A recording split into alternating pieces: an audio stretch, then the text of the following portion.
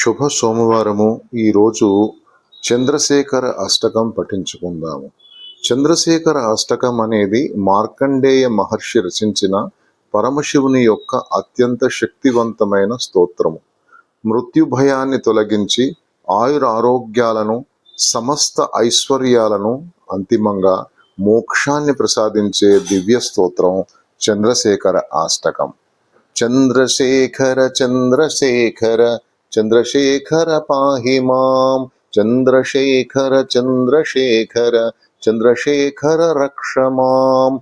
రత్నసానుశరాసనం రజతాంద్రి శృంగ నికేతనం, సింజనీకృత పన్నగేశ్వర మచుతానల సాయకం. క్షిప్రదగ్ధ పురత్రయం తిదిశాల ఐరభివందితం, చంద్రశేఖరమాశ్రయే మమ కిం కరిష్యతి why M. పంచపాదప పుష్పగంధ పదాంబుజద్వయ శోభితం, ఫాలలోచన జాత పావక దగ్ధ మన్మద విగ్రహం. భస్మదిగ్ధ కళేబరం భవనాశనం భవమవ్యయం, చంద్రశేఖరమాశ్రయే మమ కిం కరిష్యతి వై యమః.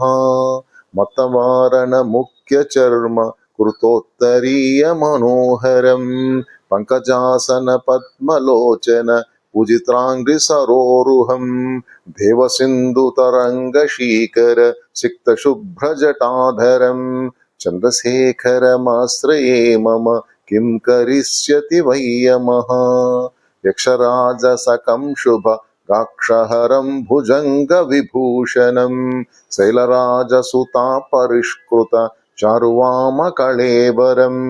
శ్వేలనీలగలం పరశ్వధ ధారిణం మృగధారిణం, చంద్రశేఖరమాశ్రయే మమ కిం కరిష్యతి వై యమః.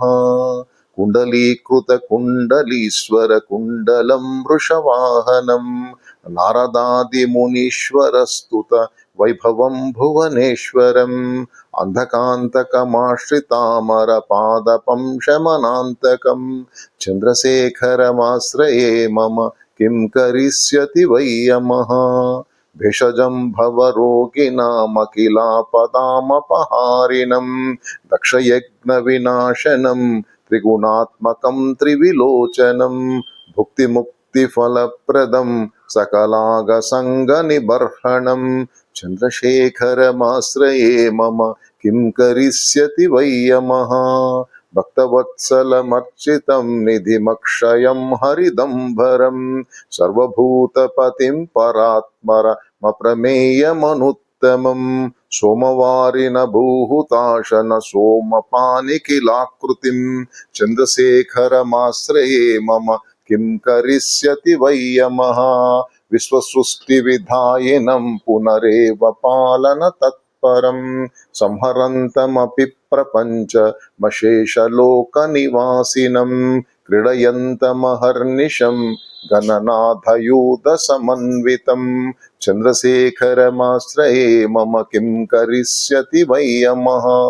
మృత్యుభీత మృఖండు సూనుకృత సవం శివ సన్నిధౌ, యత్ర కృత్త చయ పటేన్నహి తస్య మృత్యుభయం భవేత్. పూర్ణమాయురావోగమాఖిలార్ధ సంపదమాదరం, చంద్రశేఖర ఏవ తస్య దదాతి ముక్తిమయత్నతః.